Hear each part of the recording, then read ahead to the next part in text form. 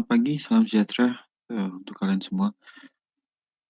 Hari ini dengan eh, beberapa slide saya akan coba untuk menjelaskan tentang perhitungan kebutuhan material FRP.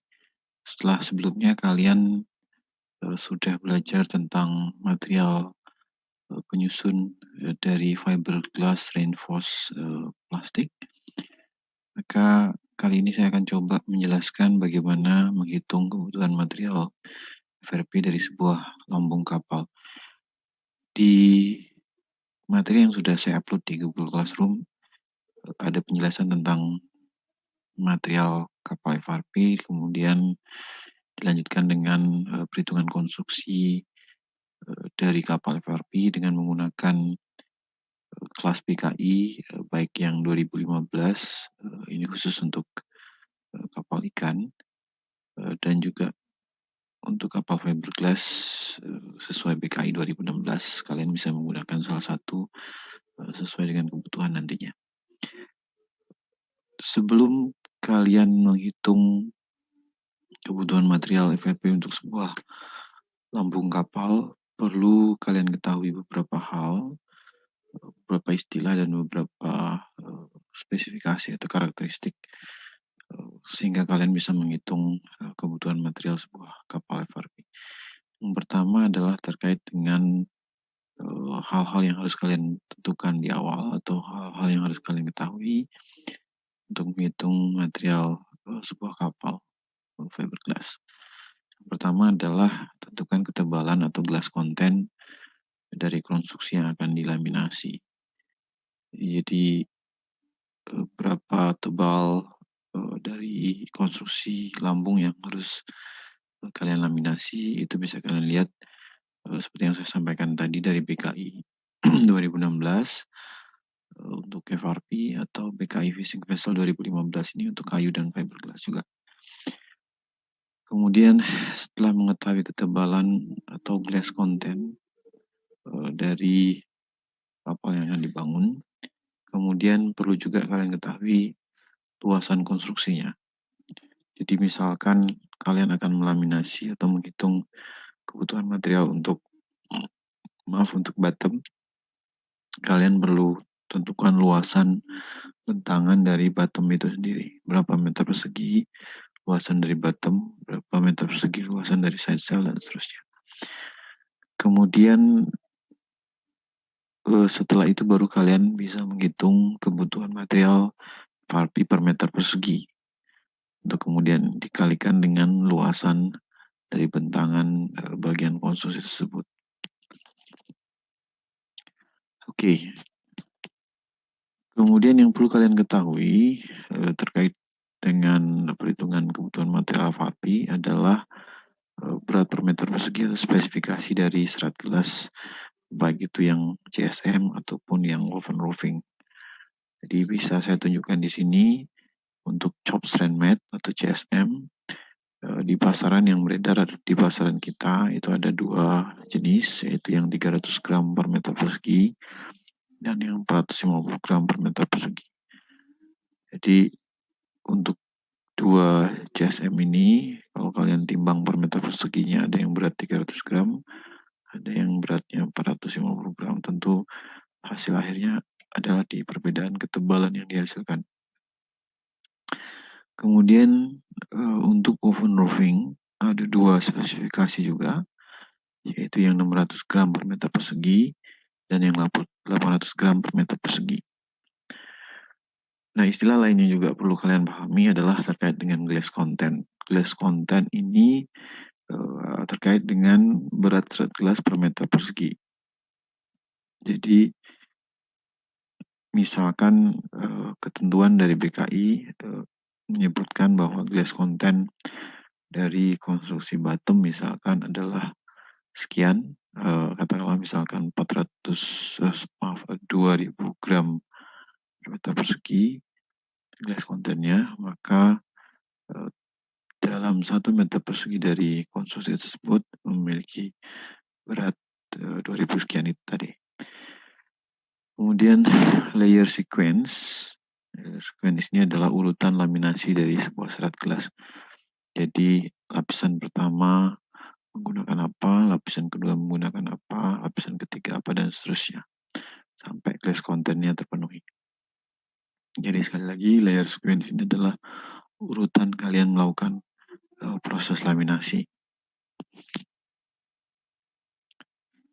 Oke, setelah kalian pahami beberapa poin di atas, perlu juga kalian mengetahui berapa ketebalan daripada konstruksi FRP setelah komposit ini atau setelah campuran resin dan serat gelas ini kering. Jadi ini bisa digunakan untuk menghitung berapa ketebalan dan glass content dari sebuah konstruksi. Jadi kalau kalian lihat untuk CSM, untuk chop strand mat, tiap 100 gram per meter persegi CSM setelah ditambahkan resin, ketika dia sudah kering, campuran ini, ketebalan yang bisa dicapai adalah 0,25 mm per 100 gramnya. Jadi kalau kalian punya CSM dengan spek 300 gram per meter persegi, tebal akhirnya setelah dicampur resin atau setelah dilaminasi itu mencapai ketebalan 0,75 mm. Sedangkan yang 450 gram per meter persegi CSM itu ketebalan airnya adalah 1,125 mm.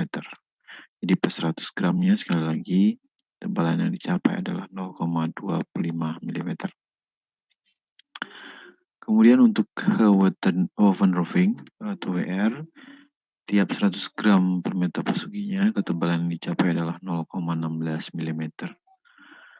Jadi kalau kalian punya WR yang 600 gram per meter persegi, tebal akhirnya setelah dicampur resin mencapai 0,96 meter persegi.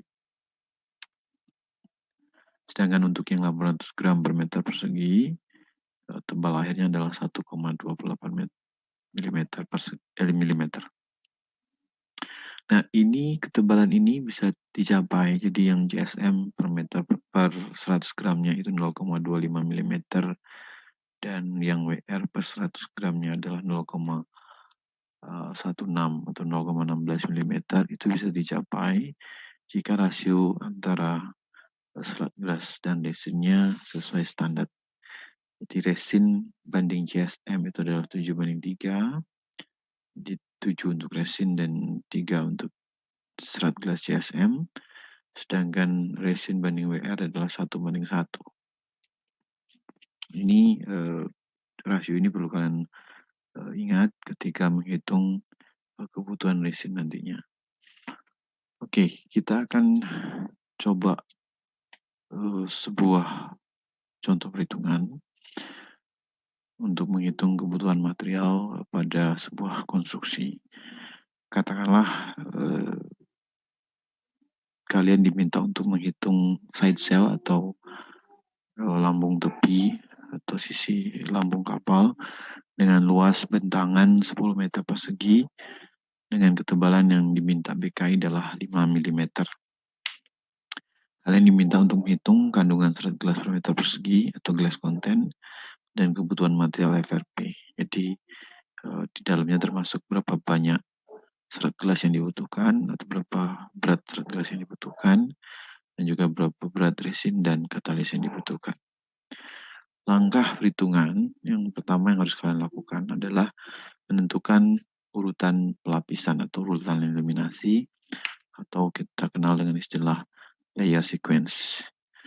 Jadi yang harus ditarget atau yang akan dicapai adalah ketebalan 5 mm. Kalian gunakan perhitungan sebelumnya. Jadi dengan target tebal minimal adalah 5 mm, kalian bisa mengatur laminasinya atau layer sequence-nya sebagai berikut. Ini salah satu contoh yang bisa diambil. Kalian bisa mengatur lapisannya sesuai dengan ketersediaan serat gelas di pasaran. Jadi yang saya contohkan di sini lapisan pertama adalah CSM 300, Tebal yang dihasilkan untuk satu lapisan ini adalah 0,75 mm. Kemudian lapisan 2 pakai WR 800, lapisan 3 pakai CSM 450, lapisan 4 pakai WR 800, lapisan 5 pakai CSM 300. Jadi kalau kita lihat total glass kontennya atau kandungan serat glass per meter perseginya itu mencapai 2.650 gram per meter persegi. Sedangkan tebalnya kalau setelah ditotal itu mencapai 5,185 mm atau lebih besar dari yang diminta atau 5 mm. Jadi harus diperhatikan bahwa hasil dari perhitungan ini harus lebih besar dari tebal yang diminta, tidak boleh kurang dari tebal yang diminta. Kemudian dari layer sequence ini kalian perhatikan bahwa ada beberapa hal standar. Yang pertama, lapisan awal dan lapisan akhir harus menggunakan CSM. Ya. Jadi lapisan pertama itu CSM, kemudian lapisan terakhir juga CSM. Kemudian yang harus diperhatikan dari layer sequence adalah WR sebaiknya diapit dengan CSM. Jadi CSM bisa berhimpitan dengan CSM, tapi kalau WR sebaiknya tidak berhimpitan dengan WR. Jadi WR diapit oleh CSM. Kemudian ada standar PKI yang lain yang juga menjadi concern sekalian, bahwa berat total glass content untuk WR itu minimal 30% dari total glass content. Jadi tidak boleh kurang dari 30%. Jadi tidak boleh lapisan FRP untuk konsumsi sekalian seluruhnya terbuat dari CSM. Jadi harus ada komposisi atau paduan antara CSM dan WR karena itu terkait dengan kekuatan konstruksi. Jadi dari hasil ini kita lihat bahwa glass content adalah 2.650 gram per meter persegi dengan tebal total mencapai 5 mili, 185. Oke.